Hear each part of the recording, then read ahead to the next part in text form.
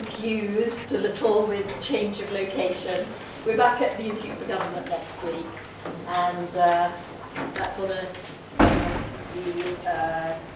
13th, the next one. That's looking at Europe. Today is clearly the European elections, what's going to happen in the UK, predictions, analysis. Next week we're looking at the picture on the continent, the focus on France and Germany and implications for the UK from that election turnout. Right, a lot of you may have heard Jane already today speak on the Today programme. Jane's going to kick off, Jane Green from Manchester University.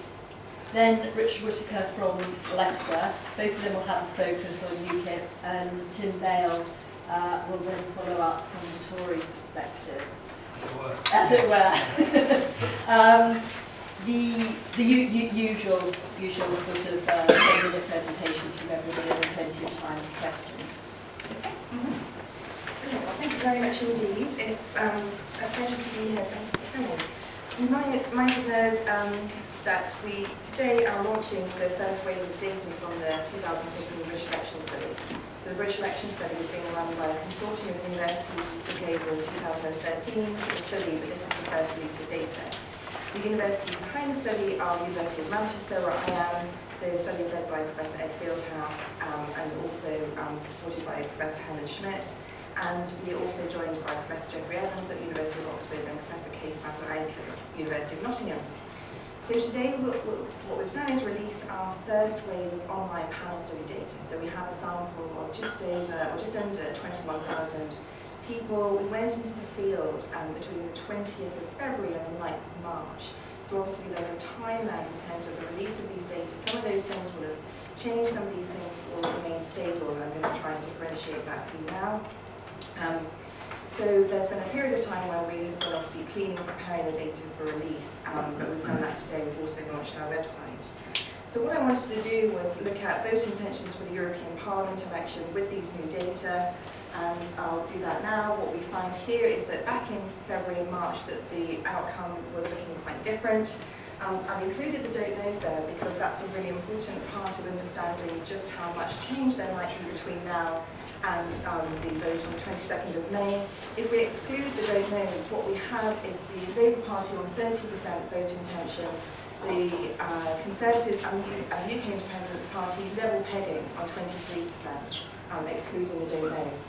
So like I say, those data are, there is a time lag, but it's also an interesting question, I think, whether or not people are currently only reporting the tendency to vote for the UK Independence Party, given the hype and the interest and the profile around the party at the current time. So just a word of caution on that. What we wanted to do with these data was to explore the degree to which, just moving a little bit off the European Parliament elections, but thinking about implications. So we want to explore a little bit about just how much this European Parliament election vote outcome is likely to be an important indicator for the 2015 general election. Obviously we're a year from the day today, so it's a timely moment to reflect upon this. And so, the big question, if you look at the polling data, then it does look like that UKIP is going to poll much better in the general election than it has done in the past, of course. So the question is, how much is this European Parliament election going to be an indicator? Traditionally, of course, you will know that European Parliament election vote choices for parties like the UK Independence Party, certainly in the past for the UK Independence Party, that support has tended to really disintegrate come the general election. And so the mainstream political parties might be forgiven for thinking that this doesn't need to worry them, this is going to fragment again come the 2015 election. And so our data allow us to kind of go under the surface a little bit and explore just how stable or how strong is this UK Independence Party support at the current time. So I can't show you all of those data in the 10 minutes, but I'm really happy to talk about some of the things we've looked at in the questions. So what we did was to look back in the past and say, okay, when we look back to the 2009 European Parliament election, and the British Election Study data, as you may know, has run for over 50 years. It's an amazing resource, actually. So there was a study in 2005 that went up to 2009 that followed the same people. And so what we can do is say, well, how did you vote in the European Parliament election, and what are you going to do in the 2010 general election? So what we're doing there is saying, for those people who said they voted UK Independence Party in 2009, what were they saying they were going to do in the general election, and we'll compare it with today. So back in 2009, this was the expectation of how people were going to vote in the general election if they said they had just voted in the UK, in the European Parliament election for the UK Independence Party. So what we find, and this won't be a surprise to anybody here, that most of those people who had voted UKIP in the European Parliament elections were going to go back to the Tories, and they were in smaller measure going to go back to the Lib Dems, they were going to go back to Labour. Well, they hadn't yet made up their minds how they were going to vote in the 2010 general election. Fast forward to today, or fast forward to when we went into the field in February and March, what were the comparable figures? So how many of those people were expecting to vote for the UK Independence Party? So here it was 25% of those UKIP voters in the European Parliament elections, and now it's nearly 60%. And so what we found, of course, is that this is a much more stable vote. It's a vote which people are intending to carry forward to 2010. And by looking at that saying the kind of comparable snapshot, we're sort of comparing like with like. We're saying, how are you going to vote in the European Parliament elections, or how did you? But then, your intentions. And obviously intentions are always just reported intentions. These aren't, people's definitive vote choices, but it's a very interesting difference, and it's one that's borne out in some of the other kinds of things that we can look at. So because I wanted to present today some more information specifically on the European Parliament elections for you, I thought it would be interesting to look at other questions in the data set that we've just released, which allow us to sort of explore a little bit more about what's behind this support. And so here I'm going to present the nature of people's attitudes towards European integration and or withdrawal from the EU. And so what we have here is, what we do is we ask people, where do you think the Labour Party is on a scale? And the scale is 0 means European unification should be stopped, should be rolled back, and the 10 points is European unification should be pushed further. And so on the one hand, we've got people who are obviously on the 0, they're more Eurosceptic, they're very Eurosceptic, and at 10 they're much more Europhile. And so we asked them also, where would you put yourself on this scale, and where would you put the major parties? And so the major parties here would look like the Conservative Party is closer to the majority or to the average person in our study. And because we have such a large sample size, we can be fairly confident that we're getting a good snapshot of the general population with weights and so on. I forgot to mention that YouGov has done the fieldwork for this survey, so it's an online panel survey. So we're very confident that those estimates are reliable. So what we have is the majority or the average of public opinion being on the Europhobic end of the scale, and we have people thinking the Conservative Party are closest to them, UKIP are far more Eurosceptic, and the Labour Party is somewhere in the middle, and the Liberal Democrats are a little bit off the end. Now this, of course, however, betrays or overlooks the fact that the distribution of preferences on the question of integration with the European Union is very, very skewed. And so, what's important, I think, is to break this down and to show you just how Eurosceptic the population is. So if we look on that same scale where European unification has gone too far, or European unification has not gone far enough, those are the correct endpoints, what we find is the position where the greatest number of people on any one of those points on that scale is on the Eurosceptic end of the scale. So if we look at those data, we can see that one of the explanations, or at least one of the potential explanations, as we would all expect, for support for the UK Independence Party in the European Parliament elections is coming here. And not only that, but it's important to recognise just how Eurosceptic the general population is when we break down these kinds of questions. And so, what we can do is we can start to kind of generate expectations about what's underlying that UKIP support, and I'm sure people will be talking about that more. So just moving on to the next question, we asked if you were going to vote in a referendum on Britain's European Union membership tomorrow, if there were a referendum tomorrow, how would you vote? And what we find here is that this is on a life note. And so, questions about who would actually deliver us a referendum on the EU is going to be something that's incredibly important for those respondents for whom the question of Europe is a salient and important political issue. Now, I've highlighted here these data on European Union attitudes, but it's important, I think, to recognise, and again, I won't labour this because I know everybody in the room is an expert, but it's important to recognise that this is just a small part, or just one part of the explanation for the rising UKIP support. And the importance of that is to think about this in long-term terms, and think about those trends that we see in British election study data and other data, and many other survey data that show that over time, people, of course, are declining to identify with the mainstream political parties, and so that obviously leads to a more volatile electorate. People also are failing to be able to see clear differences between the major parties. So if we think about, why bother voting for one of the major parties, why bother voting for one of the major parties, especially now that the Democrats are in coalition, it's even harder to see that party as distinct. Then we can help, helps us understand why people are turning to UKIP. It's also something we can say from the British election study data. We ask people, do you think cost of living is getting worse, getting better, staying about the same? Do you think the economy is getting worse, getting better? Do you think the NHS, and so on and so forth? And what we found in those data is that people are saying that the cost of living are getting worse still. There is some recognition that the economy is getting better. We ask people, well, who do you think this is the result of? Is it this party in government? Is it the Conservatives in the coalitions, the Lib Dems? And we ask the Scots about the SNP and about the Scottish government and so on.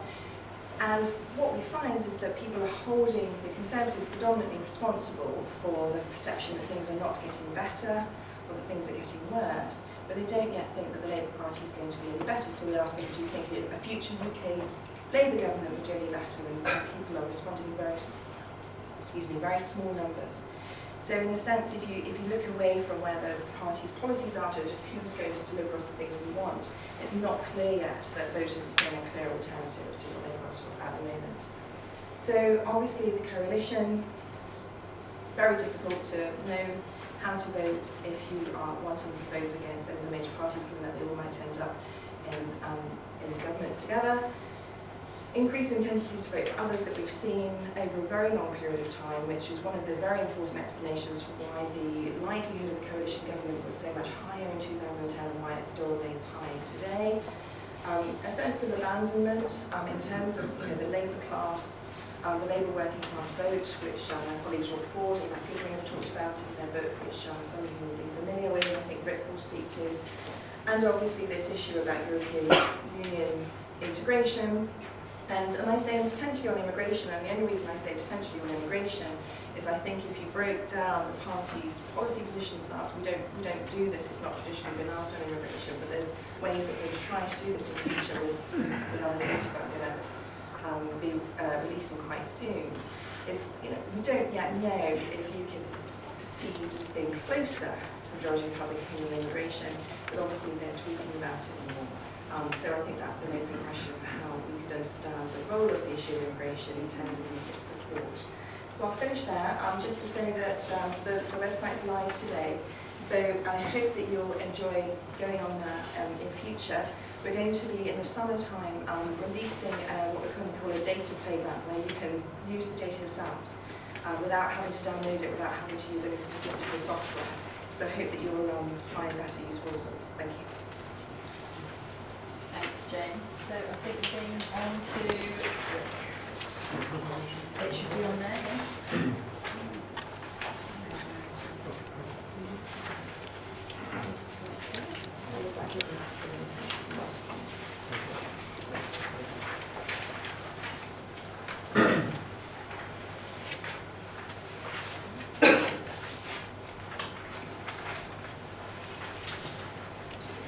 Okay, well, thanks very much. Good morning. I'm Rick Whitaker from the University of Leicester. I should say, first of all, that the things I'm going to be talking about are based on research that I do with my colleague Philip Lynch, University of Leicester as well, so it's a joint effort. Yeah, I'm also going to talk about UKIP, that hopefully in a slightly different way from Jane. I wanted to give a little bit of background to how UKIP have done, talk a bit about how they did in 2009, and then move on to talking about what their voters look like and a bit about how they might do in 2014 and the kinds of problems that party faces in expanding, in trying to gain more office, in trying to professionalise and those sorts of things. UKIP obviously do much better in European elections than they do in general elections, as you can see from this, but the interesting thing about UKIP support this time round is that it hasn't experienced this kind of massive decline that it normally does after European elections. So it's gone up from, in general election polling, from about 4%, as you can see here in January 2012, to about 12%, and this is based on YouGov polls, the first YouGov polling each month. And if we stick with the same scale on the graph, you see the purple line shift up a long way for European Parliament voting intentions for UKIP. So here we see that they're polling about 10 points higher than they were at this point before the European elections last time around. And they seem, again, this is according to just YouGov polls, but with one pollster here, there problems that are based on different methodologies. But again, they're polling far better than they were at this point before the 2009 European elections. They seem to be neck and neck with Labour. They have had some very high scores in TNS and Comrade surveys, but these tend to be based on people who say they're definitely going to vote, and so that does make a difference in favour of UKIP to a fair degree. But if we look at where UKIP did well last time around, if we break this down by European Parliament regions, UKIP did well in a range of different places, in the southwest, the West Midlands, and the eastern region in particular. Now the crucial difference this time around, and of course the BNP won 2 seats the last time as well, in the North West and Yorkshire and Humber. Crucial differences this time are, of course, the Conservatives and Liberal Democrats are in government, and we know that governing parties do badly in European elections, and the Liberal Democrats no longer are able to gain these votes from people who would rather not vote for one of the mainstream parties. UKIP is starting from a much stronger position in terms of the likely support that they will get in this election, and of course the BNP vote has largely collapsed, anywhere between 0 and 1% in most of the polls that we've seen recently. And Neil Hamilton, of course, talked about UKIP gaining kind of respectable non-racist BNP voters, and it seems likely that they will pick up things from that. So if I just move forward to the next slide. This just shows you how UKIP won seats last time around. So, important point here is even in 2009 they won in a lot of different places, but they didn't win more than 2 seats in any particular region. They didn't win a seat in the North East, which is a very small region, just 3 seats there, so it was a high threshold for winning a seat. And they didn't win anything in Scotland either. But if we break it down by local authority level, which is not on the slide here, but UKIP finished top in 9 local authority areas in 2009. And these, again, were in a mixture of places. So they finished top in Dudley, in Hartlepool, Hull, Newcastle under Lyme, Stoke, North Devon, Plymouth, Torbay and Torwich. So these are some seats in the southwest, coastal areas where there's fishing communities, agriculture, this sort of stuff, but also seats in the West Midlands as well, where UKIP did well last time around. One of the interesting things about the West Midlands contest this time is that there will be 2 other hard Eurosceptic parties who are fighting seats in that region, at least 2 others. And last time around, the data suggested that UKIP did worse than the Conservatives in places where there was a bigger supply of hard Eurosceptic parties. And 2 of these may have a degree of support there. So there's Mike Nattrass's An Independence from Europe party, which managed to get on the top of the ballot paper to the annoyance of UKIP. And of course, he's an ex-UKIP MEP. And there's Nikki Sinclair as well, who's an ex-UKIP MEP. And she has We Demand a Referendum Now party. So it could be that if UKIP are in the running for the final seat in that region, that the presence of those parties makes a difference. Difficult to say with precision, but certainly there is quite a range of other less well-known hard Eurosceptic parties. This links to some of what James said, so I think I'll skip over it fairly quickly. This is using a YouGov poll of about 5,000 voters at the end of April, but what it shows is that UKIP are benefiting from Conservative switches far more than they are from others. So if you look at people who voted Conservative in the 2010 general election, about 41% of those people say they'll vote UKIP in a European election. And about 24% of people who said they will vote Conservative if there's a general election tomorrow would vote for UKIP at the current election. So they're gaining from the Conservatives much more than from others. This is the general election vote intentions, again taken from YouGov data, and it tells the same kind of story, that the Conservatives are shedding more votes than the other parties are to UKIP at the moment, at least. So I thought I'd say a little bit about what UKIP supporters look like. So this again is based on this YouGov poll. And this is people who say they would vote UKIP in European elections. So this confirms some of what we already know, that they do better amongst men, they do better amongst older voters, and they do better amongst those in C2, D and E groups compared with A, B, C1. Although I think it's worth pointing out that they're still getting 23% of A, B, C1 votes, and this is something that has been somewhat neglected in the discussion of this. So it's worth bearing that in mind. This is maybe not a terribly reliable question that you have asked about why people might vote for UKIP, and I think we should be careful about not reading too much into this, because it's possible that people will say the things that they think the pollster wants to hear, or the things they ought to say. But this suggests that leaving Europe is high on the list here as the top thing that people point to, and dissatisfaction with the three main parties as well as then other issues like immigration, like Nigel Farage and things like that, which seem to be lower down the list. But the point is here, I think, that for the Euro elections at least, we know there are a lot of Conservatives that switch their vote to UKIP, and they are sending a message to the Conservatives about their hard Eurosceptic position. I think that ties in with the Eurosceptic attitudes that we know that the voters have. A little bit more here then about the nature of UKIP's support. So this is people who say they would vote UKIP in a general election, and looking at this over time from April 2004 up to April 2013. And what you can see in the post-2010 election period is that UKIP have made the sharpest gains among working class voters, so the steepest lines are those top couple of lines there. And this is something that Rob Ford and Matthew Goodwin show in their book on this. So this is where they seem to have gained a lot since the coalition have been in place. And so this is just showing you the proportions of people in different occupations who would vote UKIP. But I think it's worth bearing in mind, if you look at UKIP support itself and break that down by the occupational background of people, they're still getting a fair chunk of people who describe themselves as professionals or managers, and that hasn't changed radically over this period of time. So they're still getting around 35% of people who class themselves as A, B voters, amongst the support that they get at general elections. And I think one important point about UKIP is its current aim of winning over the working class vote, and I think it's worth asking what kind of working class voters are they going for. Now these voters are not necessarily going to be former Labour identifiers or potential Labour voters. Their economic interest might suggest that they are potential Labour voters, but their attitudes might place them further to the right. So some of these people are ex-Conservatives, some are blue-collar voters who the Conservatives used to be able to win over, but who Conservatives struggling to win those at the moment.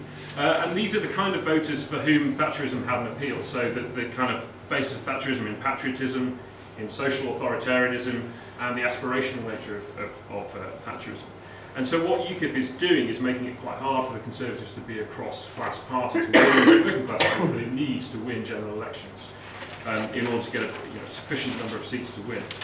And so the danger for the Conservatives is that UKIP emerges as the key challenger to Labour in some of these northern areas on the basis of gaining this working class support. And so you might say that working class voters now face a kind of Tebbit test, that is, who do they cheer for? Do they go for the Conservatives or do they go for UKIP? And now they appear to have a choice in a way that they perhaps didn't for that particular group of voters before. Okay, a little bit then about UKIP as a party and its organisation and how it's dealing with change. As parties get bigger, they have to make the transition from being maybe single-issue niche parties to broadening the sorts of things they talk about, standing more candidates in elections, winning office, and dealing with all the things that come with that. And so UKIP has broadened its narrative beyond the EU issue, so what it does, particularly in its European manifesto, is to link a whole series of issues to European integration.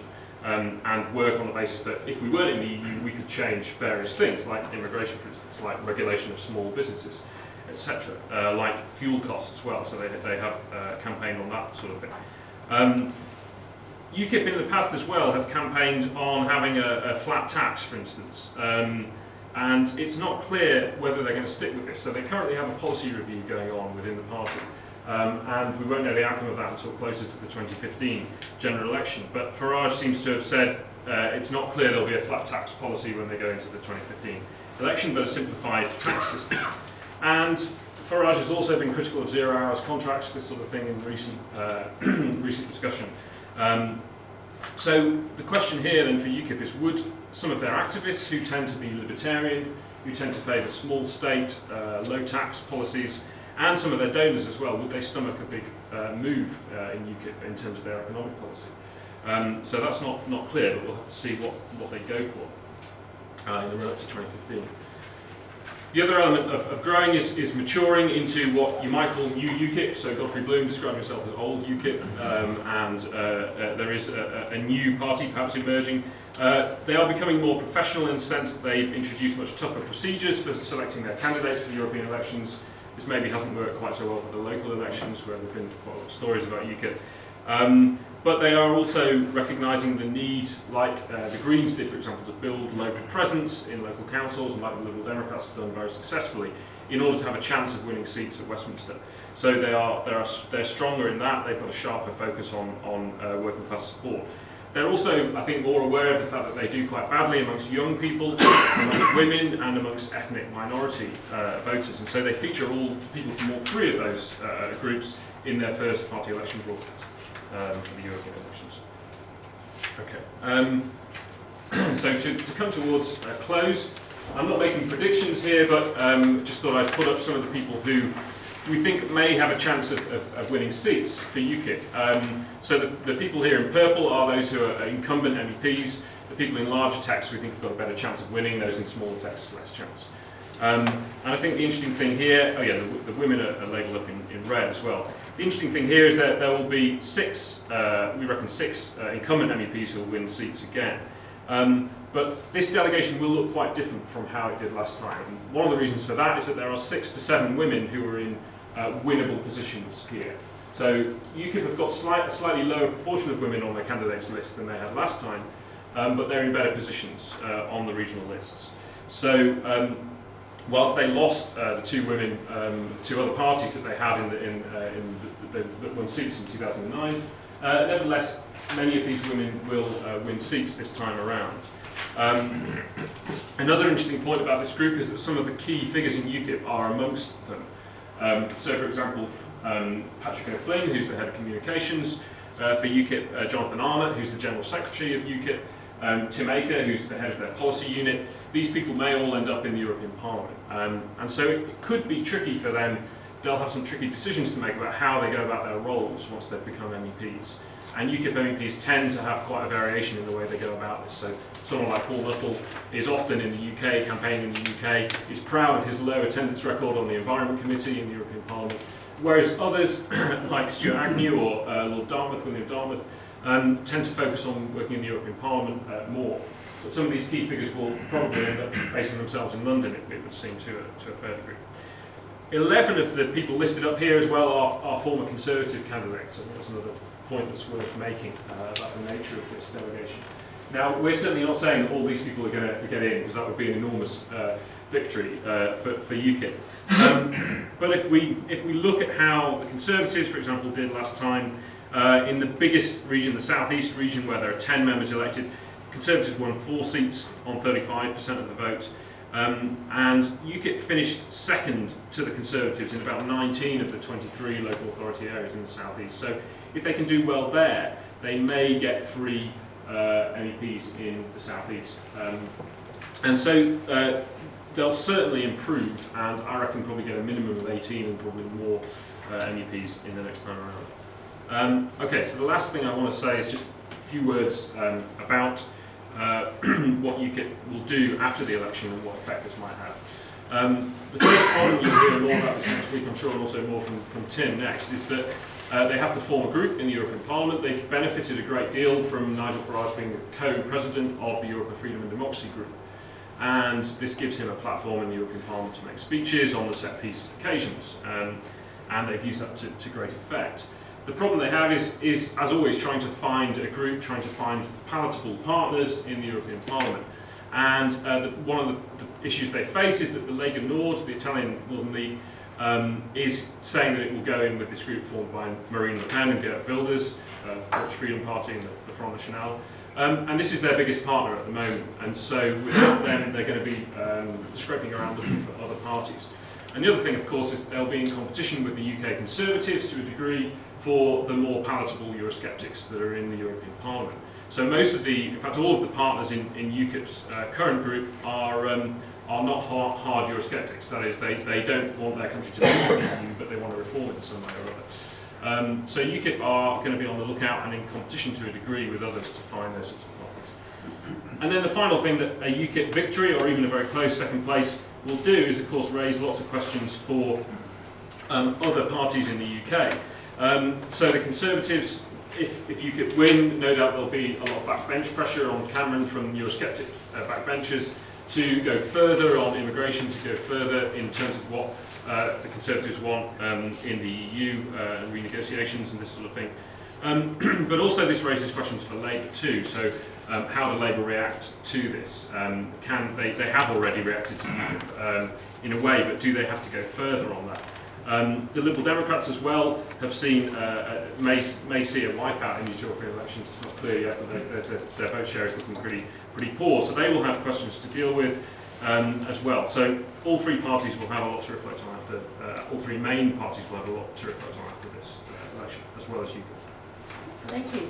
Thank you. Right, over to Tim. Okay. I have to confess that I haven't got the data that Jane and Rick have got. I'm going to talk largely about the response, perhaps, of the Conservative Party to what I think most of us now regard as an inevitable